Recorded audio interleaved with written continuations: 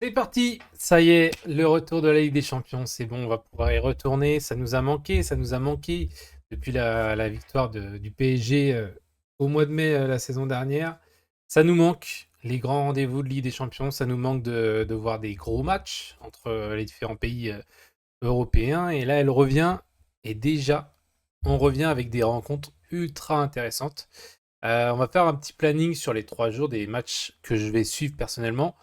Pour moi, les matchs qui sont les plus intéressants pour cette première journée de Ligue des Champions. On a des gros matchs. Aujourd'hui, on va en avoir trois. Pour moi, on en a même quatre. Pour moi, on a même quatre gros matchs. Évidemment, c'est compliqué de regarder quatre matchs en même temps. Heureusement, il y en a un des quatre qui est à 18h45. Mais regarder trois matchs en même temps, c'est pas forcément facile, c'est pas optimal. Donc pour moi, je vais en sélectionner un sur les trois de 21h là que je vais suivre.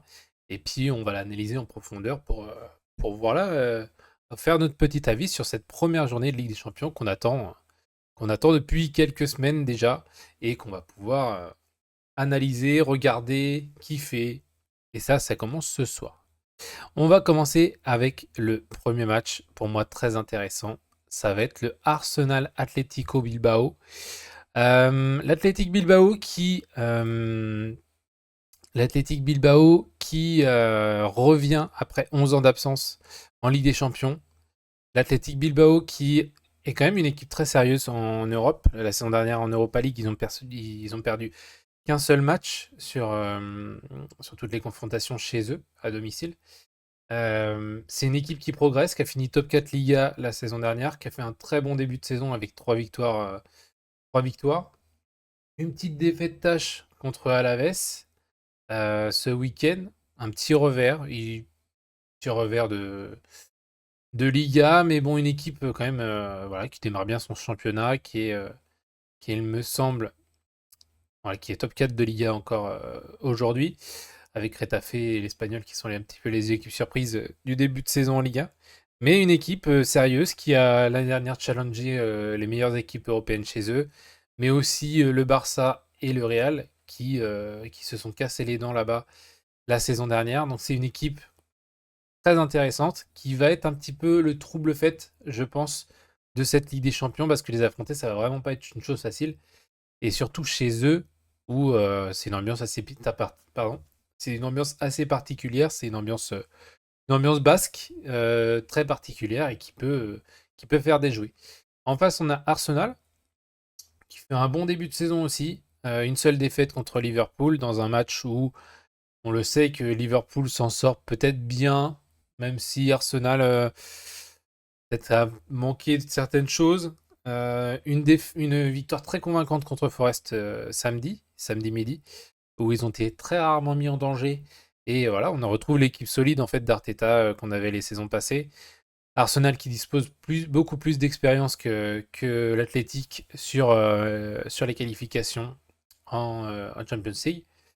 Une victoire à Old Trafford, pareil, convaincante. Arsenal est sur un petit peu sur sa continuité de les saisons dernières. C'est une équipe qui, je pense, va aller chercher très très loin en Ligue des Champions.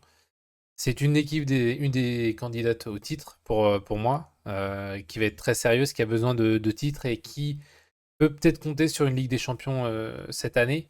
On sait que c'est passé à pas grand-chose contre le Paris Saint-Germain la saison passée et que cette année, je pense qu'ils vont être très revanchards sur cette compétition. Donc à surveiller Arsenal. Mais pour ce match entre Arsenal et l'Athletic Club, je crois qu'ils se sont affrontés en plus les deux cet été en match de prépa. Ouais, en match de prépa en Cup là. Ouais. Et ça s'était fini avec une victoire 3-0 d'Arsenal, même si, bien évidemment, le rythme de ces compétitions-là sont différentes. Et en plus, pour le coup, c'était en Angleterre. Donc, pour ce premier match, je vois quand même une victoire d'Arsenal, mais extrêmement compliquée. Extrêmement compliquée pour Arsenal. Match à 18h45. Hassan Mames, match très compliqué pour Arsenal. Je pense qu'on va être sur un petit 1-0 ou 2-1 pour Arsenal, mais je serais pas étonné qu'il y ait un petit match nul, un partout. Voilà. Donc je pense match très très serré entre ces deux équipes pour le premier match à suivre de ce soir. Ensuite, retournons à ce soir. Retournons à ce soir. Tac. Donc on a des matchs moins intéressants. PSV Union Saint-Gilloise, ça m'intéresse un petit peu moins. Benfica Karabakh aussi, même si, on peut avoir la surprise Karabakh.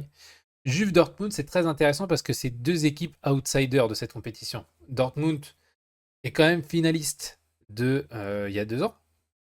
Non, de l'année dernière, non, d'il y a 2 ans. Ouais, ouais, finaliste d'il y a 2 ans.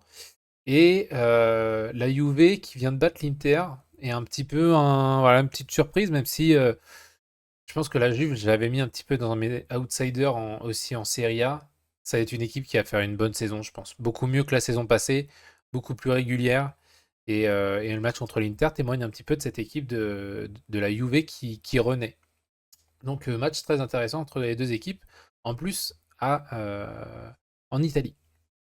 Le Real contre Marseille, on va l'analyser tout de suite parce que c'est le deuxième match que je vais regarder bien évidemment. Et le Tottenham-Villarreal qui est très intéressant avec Villarreal qui est sur la continuité de la saison passée, qui est une équipe qui progresse, qui est une équipe qui a fait un très bon recrutement. Et il se déplace à Tottenham, qui est l'équipe qui a gagné l'Europa League et qui change de projet. Change de projet avec Thomas Frank. Un début de saison pas trop mauvais. On a vu un match contre le PSG intéressant notamment. Une petite défaite contre Bournemouth, mais une victoire contre City, une grosse victoire contre West Ham, qui est une équipe faible, mais qui fait un bon début de saison. Tottenham, donc, très intéressant de les voir jouer contre Villarreal, qui va être une équipe aussi joueuse. Je pense qu'il va y avoir des buts dans ce match-là. Mais voilà, une équipe très intéressante. C'est un match à regarder peut-être à posteriori demain. On verra, si j'ai le temps. Mais voilà. Et repassons du coup au match qui nous intéresse, le Real contre Marseille. Le Real et Xabi Alonso qui est sur un très très bon début de saison, puisque le Real c'est 4 victoires en 4 matchs. Ils prennent des rouges, ce qui témoigne d'une intensité peut-être qui est un peu plus forte que la saison passée. Euh, Très intéressante et on voit des joueurs qui courent quoi. Là ça commence à courir, on voit un Mbappé qui court, on voit Arda Güler qui est très en jambes sur le début de saison, un Tchouaméni qui est très en jambes aussi. Et ils reçoivent Marseille. Marseille qui est une équipe pour le coup qui a beaucoup de mal à l'extérieur, qui a beaucoup de mal à se déplacer sur le début de saison. Une défaite à Rennes et une défaite à Lyon.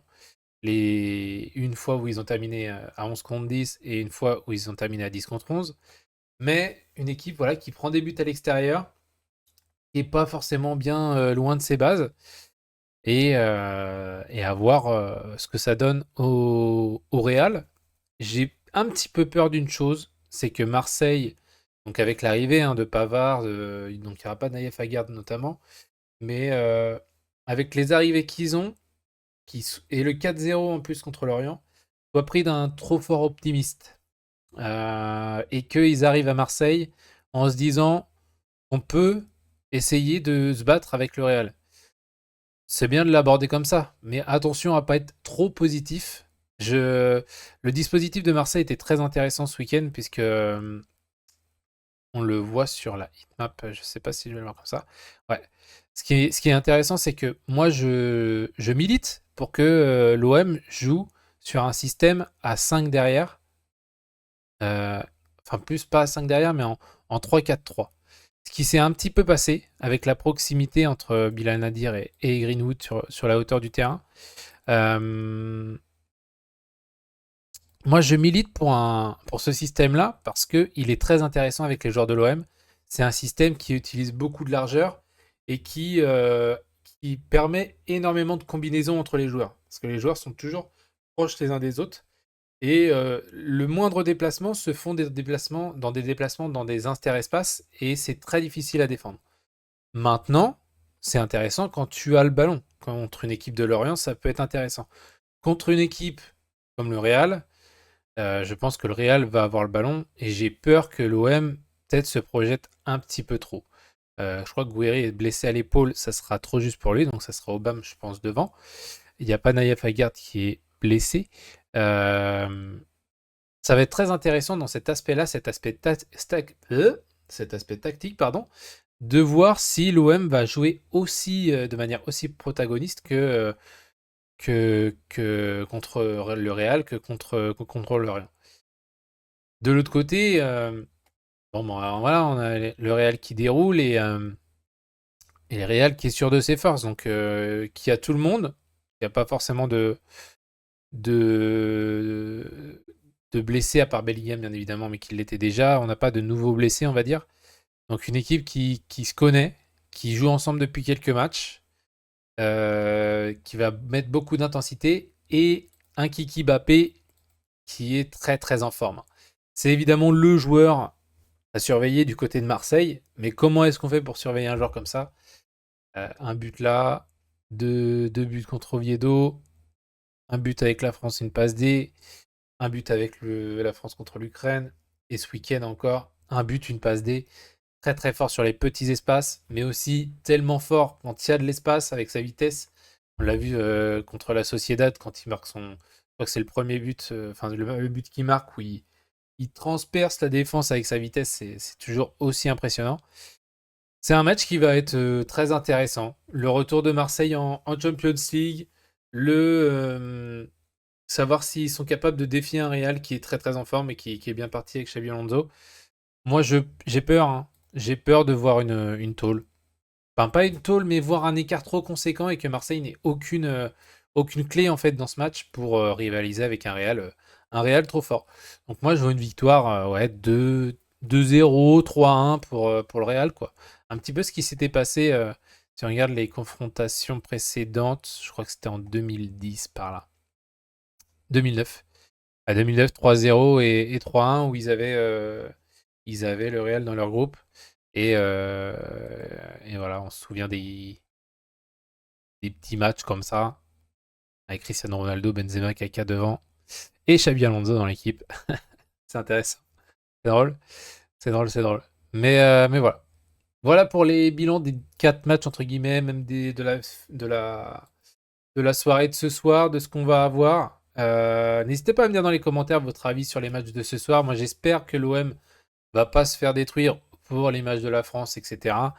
J'espère voir un match très intéressant et qu'on n'ait pas un 2 Zerbi trop ambitieux et qui puisse rivaliser en fait avec le Real, avec ses armes, et tout en se disant qu'on n'a pas non plus l'effectif du Real.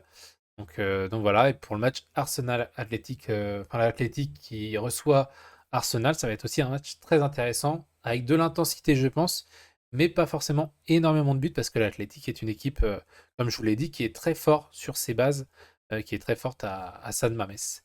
N'hésitez pas à me dire dans les commentaires, à liker la vidéo, et puis on se dit bah, à demain, parce qu'il va y avoir d'autres matchs cette semaine. Ciao!